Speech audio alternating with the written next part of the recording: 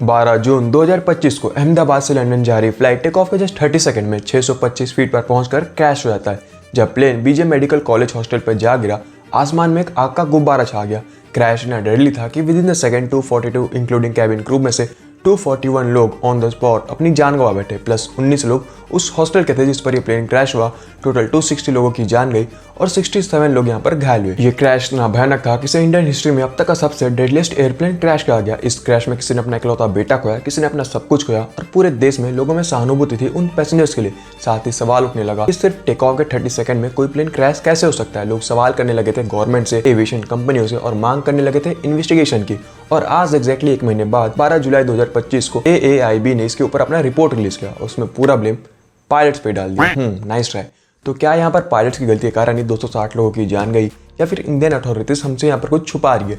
क्या इसमें गलती उस एविएशन कंपनी की नहीं है जिसने इस प्लेन को बनाया? और क्यों मीडिया लॉबी पायलट्स को इस क्रैश का गिल्टी साबित करने पर लगी है? और अगर इसमें पायलट्स की गलती है तो कैसे?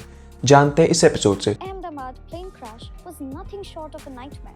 सभी एयरलाइन कंपनियों को 21 जुलाई तक बोइंग 737 और 787 सीरीज के सभी विमानों में फ्यूल स्विच की जांच करने के निर्देश दिए। Ram Ram guys, welcome to this episode of dark truth of aviation. आज हम इस वीडियो से जानेंगे कि इस प्लेन क्रैश के पीछे एक्चुअल गिल्टी कौन है, साथ में ये भी कि क्यों अब एविएशन इंडस्ट्री लोगों की सेफ्टी के साथ कॉम्प्रोमाइज करने लगी है। क्या हिस्ट्री रही है उस एविएशन कंपनी की जिसकी प्लेन अहमदाबाद में क्रैश हुआ? क्या इसमें गलती हम लोगों की भी है जो हम यहाँ पर चीप फ्लाइट्स लेने के लिए अपने सेफ्टी एंड क्वालिटी के साथ कॉम्प्रोमाइज कर लेते हैं? देखिए, आप लोगों ने भी देखा होगा कि कुछ दिनों से एक नैरेटिव स्टार्ट हो चुका है कि प्लेन क्रैश तो पायलट्स की गलती से ही हुआ होगा, क्योंकि उन लोगों ने फ्यूल स्विच को ऑफ किया होगा जिससे प्लेन क्रैश हुआ होगा। आपको भी लग रहा होगा कि क्या ये सच है, और अगर नहीं तो सच क्या है? यहाँ पर हमें किसकी गलती समझने से पहले ये जानना होगा ये फ्यूल स्विच बटन है क्या और ये काम कैसे करता है। फ्यूल स्विच कॉकपिट पे मौजूद वो मैनुअल बटन होता है जिसे पायलट मैनुअली ऑपरेट करता है। इंजन तक पहुंचने वाले फ्यूल को रेगुलेट करता है। जैसे कि इंजन को स्टार्ट करने के लिए इसे रन पोजीशन पे रखना होता है और ग्राउंड पे होने पर रेस्ट पोजीशन पे इसे कट ऑफ पे रखना होता है। इस स्विच का मैनुअली होने का रीजन ये है कि अगर कभी इंजन में कुछ खराबी आ जाए या इंजन में आग लग जाए तो पायलट्स फ्यूल को रोककर इसे रिस्टार्ट करके इंजन को दोबारा स्टार्ट कर सके। इसकी पोजिशनिंग थ्रस्ट लीवर के नीचे होती है और कुछ केसेस में ऊपर की तरफ होती है। एक्सपर्ट कहते हैं कभी कोई पायलट टेक ऑफ के दौरान फ्यूल स्विच को ऑफ कर ही नहीं सकता। तो जैसे कि अहमदाबाद में 12 जून 2025 को एयर इंडिया की फ्लाइट 171 टेक ऑफ के जस्ट 30 सेकंड में क्रैश हो गया। इसमें अथॉरिटीज पायलट्स को ब्लेम करने लग गए, यार ये तो क्रैश इनकी गलती से हुआ होगा। वो पायलट जिनकी फ्लाइट एक्सपीरियंस 3000 और 15000 घंटे की हो, उनसे गलती हो जाए। और अब जब 12 जुलाई को AAIB air accident investigation bureau का रिपोर्ट रिलीज हुआ, उसमें बताया गया कि क्रैश होने का एक्चुअल रीजन फ्यूल स्विच का कट ऑफ होना था। को पायलट जो कि टेक ऑफ कर रहे थे और मेन पायलट जो कि टेक ऑफ को मॉनिटर कर रहे थे, जैसे ही फ्यूल स्विच कट ऑफ होता है तो एक पायलट ने कहा कि तुमने फ्यूल स्विच कट ऑफ क्यों करा, तो दूसरे ने कहा मैंने कट ऑफ नहीं करा। हालांकि अभी तक ये रिवील नहीं हुआ है कि किसने कहा कि तुमने कट ऑफ क्यों करा और किसने कहा कि मैंने कट ऑफ नहीं करा। रिकॉर्डेड ऑडियो में ये नाम अभी रिवील नहीं हुआ है, पर जो लास्ट वर्ड रिकॉर्डेड हुए थे पायलट्स के वो था mayday no thrust going down. यानी इस रिपोर्ट से ये सामने में आ गया कि फ्लाइट क्रैश होने का एक्चुअल रीजन फ्यूल स्विच का कट ऑफ होना था। अब सवाल ये उठता है कि क्या पायलट्स ने इसे इंटेंशनली किया था या ये कोई इलेक्ट्रॉनिकल फेलियर था, जिसे इंडियन प्लस वेस्टर्न मीडिया ये साबित करने पर तुली है कि ये तो पायलट्स की गलती थी। AAIB इस क्रैश को पायलट का कंफ्यूजन कंसिडर कर रहा है, तो वहीं पे एयर इंडिया के CEO मानने को रेडी नहीं कि कोई मैकेनिकल फेलियर या मेंटेनेंस इशू से हुआ होगा। साफ साफ यहाँ पर पायलट्स को ब्लेम करा जा रहा है, क्योंकि अब वो आकर अपने आप को डिफेंड कर तो पाएंगे नहीं और इससे इजिली एविएशन इंडस्ट्री की गलतियों को भी छुपाया जा सकता है। पर हम यहाँ पर सारे पॉसिबिलिटीज को देखते हैं कि उस दिन हुआ क्या होगा। जैसे कि अभी थोड़ी देर पहले मैंने आपको बताया कि कभी कोई समझदार पायलट फ्यूल स्विच को टेक ऑफ के दौरान कट ऑफ कर ही नहीं सकता। ये बिल्कुल ऐसे ही है कि आप फुल स्पीड में बाइक ड्राइव कर रहे हो और अचानक से अपने फ्यूल रेगुलेटर को बंद कर दो। वेल, इसका कोई सेंस बना तो कोई सेंस है इस बात? ठीक, इसका भी कोई सेंस नहीं बनता जिस पायलट के पास 3000 और 15000 घंटे की फ्लाइट एक्सपीरियंस हो वो कुछ ऐसा करे।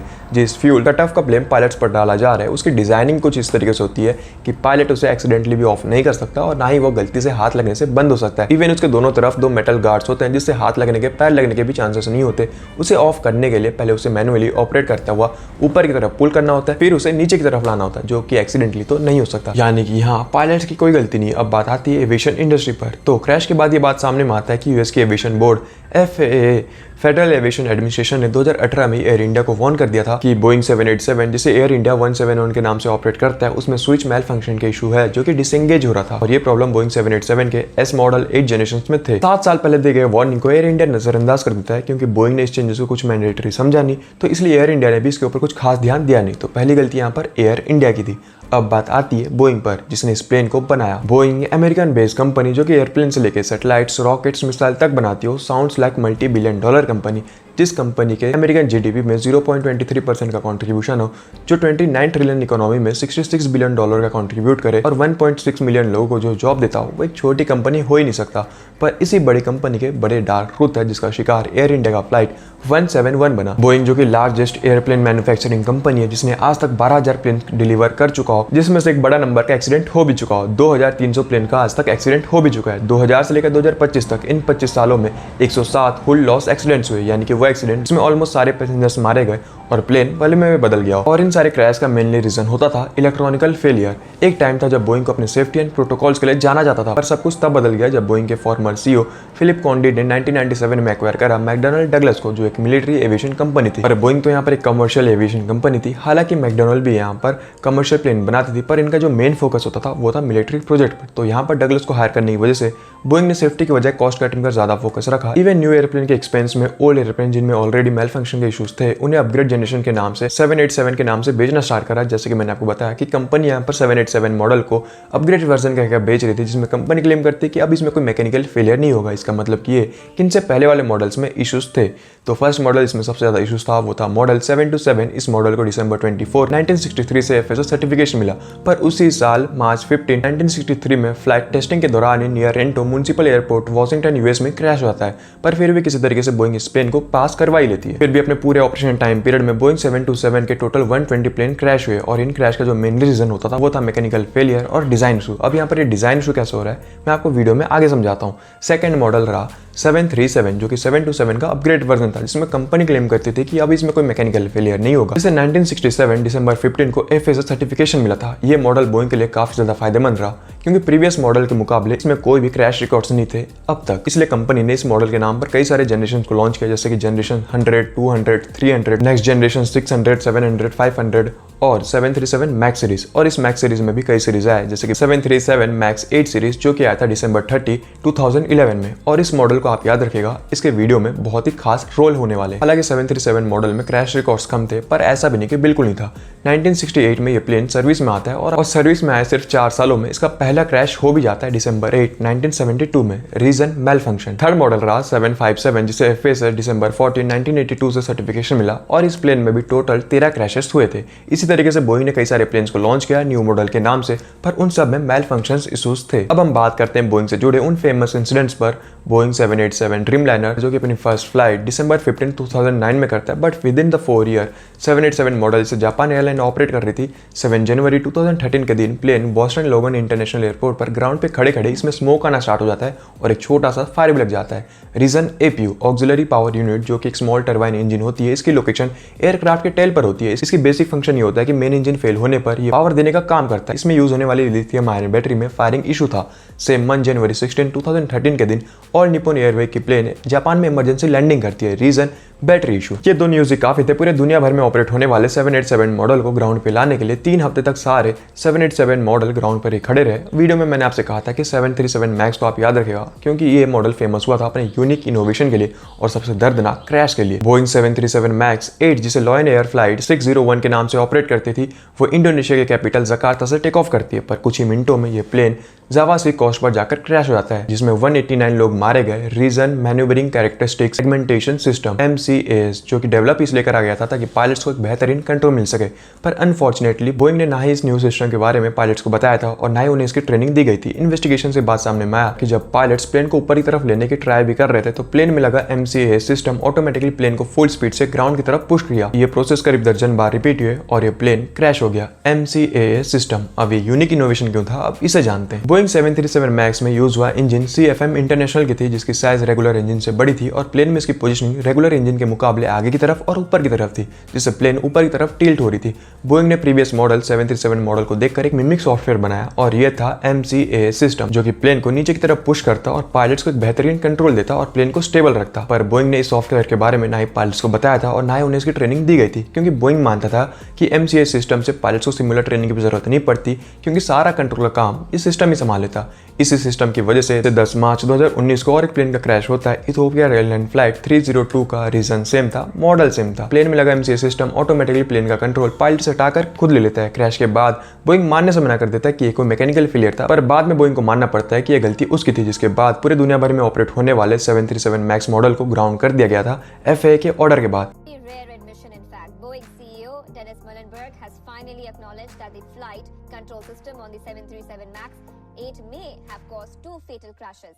The Ethiopian Airlines flight 302 in March and the Lion Air flight last November. These 2 accidents will be issued by the government authorities in the final reports. But with the release of the preliminary report of the Ethiopian Airlines Flight 302 accident investigation, it's apparent that in both flights, the Maneuvering Characteristics Augmentation System, known as MCAS, activated in response to erroneous angle of attack information.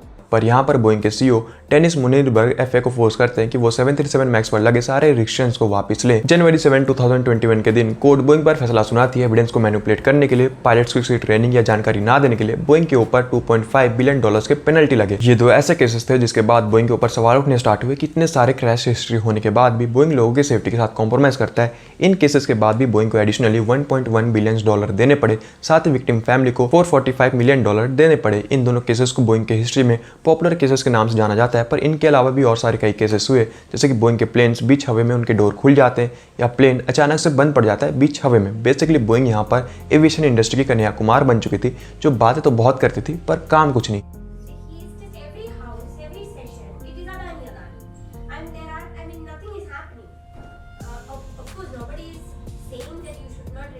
Nothing happening. What is happening? Do you think nothing happening? Nothing happening. You tell me what is happening. क्योंकि Boeing यहाँ पर आश्वासन तो देता था कि वो safety के ऊपर काम करेगा, क्वालिटी को और इम्प्रूव करेगा, but in reality FAA reveal करता है कि बोइंग के ऑडिट से पता चला 737 मैक्स के प्रोडक्शन यूनिट में बेसिक सेफ्टी क्वालिटी को ही मेंटेन नहीं करा जा रहा। मैंने आपको डिजाइन इशू के बारे में बताया था, तो यहाँ पर FAA रिवील करता है और बोइंग को वार्न करता है कि 737 मैक्स में हो रहे इम्प्रॉपर वायरिंग से उसके विंग अनएक्सपेक्टेडली डिप्लॉय हो सकते हैं, उसमें स्टार्ट टू रोल के भी चांसेस है। जो वर्कर 737 मॉडल मैन्युफैक्चरिंग यूनिट में काम भी करते थे, जल्दी प्लेन बनाने की आड़ में उन्हें ऊपर लेवल से इतना प्रेशर होता था कि यहाँ पर जानबूझकर सब स्टैंडर्ड पार्ट्स को यहाँ पर प्लेन्स में फिट करे जा रहे थे। कुछ वर्कर जो कि ऐसा होता हुआ नहीं देखना चाहते थे, पर वो चाह कर भी इसके ऊपर लेवल तक कंप्लेन नहीं कर पाते अपनी जॉब छीन जाने के डर से। एडम डिक्सन जो कि बोइंग में फॉर्मर सीनियर मैनेजर के तौर पर रह चुके हैं, जिन्होंने 737 मैक्स प्रोडक्शन यूनिट तक को संभाला था, वो भी मानते हैं कि बोइंग मैन्युफैक्चरिंग यूनिट में वर्कर्स और मैनेजमेंट के बीच एक टॉक्सिक वर्क कल्चर है। ऐसे एक वर्कर थे जॉन वार्नेट, जिन्होंने बोइंग के साउदर्न कैरोलिना मैन्युफैक्चरिंग यूनिट में काम करा 2010 से लेकर 2017 तक। वो बताते हैं कैसे प्रोडक्शन यूनिट में सेफ्टी के साथ कॉम्प्रोमाइज करा जा रहा है प्रॉफिट्स के लिए। उनके इसी स्टेटमेंट के बाद उनकी अचानक से मौत जाती है मिस्टीरियस तरीके से। इन्वेस्टिगेटर रिपोर्टर पीटर रॉबिन्सन अपनी बुक फ्लाइंग ब्लाइंड में रिवील करते हैं कि कैसे बोइंग यहाँ पर प्रॉफिट्स के लिए सेफ्टी के साथ कॉम्प्रोमाइज करता है और गवर्नमेंट में अपना एक स्ट्रॉन्ग प्रेजेंस रखता है। बराक ओबामा से लेकर डोनाल्ड ट्रंप तक इन्हें सपोर्ट करते हैं। बोइंग के CEO मुलिनबर्ग डोनाल्ड ट्रंप से डायरेक्ट मिलते हैं किसी भी फैसले को मैनिपुलेट करने के लिए या एविएशन इंडस्ट्री से जुड़े लॉ को अपने तरीके से पास करवाने के लिए। फेडरल रिफॉर्म के डायरेक्टर ब्रेंडन फिशर के मुताबिक बोइंग यहाँ पर गवर्नमेंट डिसीजंस को डायरेक्टली इन्फ्लुएंस करता है और बोइंग अपने फायदे के लिए सिर्फ लॉबिंग में मिलियंस ऑफ डॉलर्स को स्पेंड कर देता है। जैसे कि 1998 में $275 मिलियन दिए गए, 2018 में $15.1 मिलियन दिए गए रिपब्लिकन पार्टीज को और कांग्रेस पार्टी को।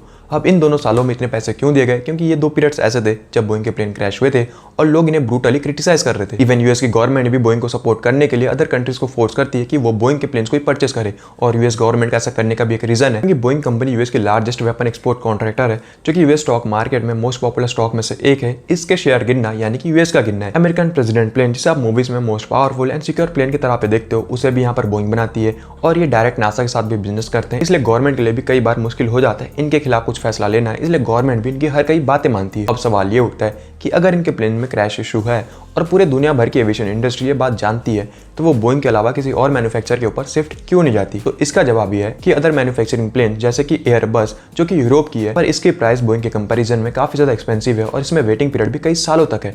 इवन चाइना, जिसे easy technology and cheap technology के लिए जाना जाता है, उसे भी अपने प्लेन कॉस्मैक को डेवलप करने के लिए 2028 तक का टाइम लगेगा। उसके बाद भी वो साल में सिर्फ 150 प्लेन ही प्रोड्यूस कर पाएगा। फिर भी कोई गारंटी नहीं है कि वो प्लेन रिलायबल होंगे, क्योंकि चाइना, जो कि अक्सर अपने जेट इंजन की टेक्नोलॉजी को दूसरे देशों की कॉपी से से यानी कि रिजर्व इंजीनियरिंग से बनाता है वो उसकी टेस्टिंग तक नहीं करता। इसलिए एविएशन इंडस्ट्री के पास सिर्फ एकमात्र ऑप्शन रह गया बोइंग परचेस करना। इवन आज इस वीडियो के ऊपर काम करते वक्त भी और एक केसेस आ गया इटली से। बोइंग की प्लेन टेक ऑफ करती है और टेक ऑफ करते ही अपने लैंडिंग टायर को नीचे गिरा देती है। सो अब तक के ट्रैक रिकॉर्ड से आपको ये तो अंदाजा लग चुका होगा कि अहमदाबाद के क्रैश में एक्चुअल रीजन कौन रहा होगा, पायलट्स या फिर बोइंग सॉफ्टवेयर के मेल फंक्शन। पर इन एविएशन इंडस्ट्री के अलावा और एक रीजन है जिसकी वजह से प्लेन का क्रैश होता है और वो रीजन है हम खुद। कैसे? हम लोग यहाँ पर चीप फ्लाइट्स लेने के लिए कंपनी को इतना प्रेशराइज कर लेते हैं कि हमें यहाँ पर चीप फ्लाइट्स मिल तो जाती है बट सेफ्टी बिल्कुल नहीं। कंपनी जिन्हें यहाँ पर अपने बिजनेस को तो रन करना ही है वो हमें चीप फ्लाइट्स दे देते हैं पर सेफ्टी नहीं दे पाते। आज हम एयर इंडिया की बात इसलिए कर रहे हैं क्योंकि उसका एक प्लेन क्रैश हो गया। पर इंडिया में और भी ऐसे एविएशन ऑपरेटिव कंपनी है जिनकी सर्विस एयर इंडिया से भी काफ़ी ज़्यादा खराब है, जो सिर्फ भगवान भरोसे चल रहे हैं। उनके फ्लाइट सीट टूटी होती है, बीच हवा में ऑक्सीजन मास्क गिर जाता है, सीट पे पान मसाला दिख जाता है, जबकि एयर इंडिया को बेस्ट सर्विस के लिए जाना जाता है इंडिया में। तो जरा सोचो कि अगर एयर इंडिया से ऐसे केसेस आ रहे हैं तो वो चीप फ्लाइट जिसे आप बजट फ्लाइट्स कहते हो उनके क्या हालत होते होंगे, उनमें कैसी मेंटेनेंस रहती होगी। आज भले इंडियन अथॉरिटीज इस बात को ना माने कि अहमदाबाद के क्रैश के पीछे एक्चुअल रीजंस बोइंग के सॉफ्टवेयर मेल फंक्शंस रहे होंगे, पर इन रियलिटी वो भी इस बात को जानती हैं। इसलिए तो उन्होंने 21 जुलाई तक सारे प्लेन्स के फ्यूल स्विच को चेक करने के ऑर्डर्स दे दिए थे। बाकी आप इसके बारे में क्या सोचते हो? क्या आपको लगता है कि अहमदाबाद के क्रैश के पीछे रीजंस पायलट्स थे या फिर ये बोइंग के मेल फंक्शंस एरर था? अगर आपको लगता है कि यहाँ पर पायलट्स की गलती थी या फिर बोइंग की गलती थी, आप मुझे कमेंट में बता सकते हो। और बात रही बोइंग के ऊपर, तो बोइंग एक डेडिकेटेड टॉपिक है। अगर आप चाहते हो कि मैं बोइंग की कुंडली को खोलता हुआ इसके ऊपर एक वीडियो लाऊं तो मुझे आप बता सकते हो, मैं इसके ऊपर वीडियो जरूर लाऊंगा। बाकी आज का वीडियो आपको कैसा लगा? क्या आपको आज के वीडियो से लगा कि मैंने आपको कुछ इन्फॉर्मेशन दे पाया? तो वीडियो को लाइक करो, चैनल को सब्सक्राइब करो और इस चैनल का मेंबर बन जाओ। बाकी मैं मिलता हूँ आपको अगले वीडियो में, तब तक के लिए राम राम।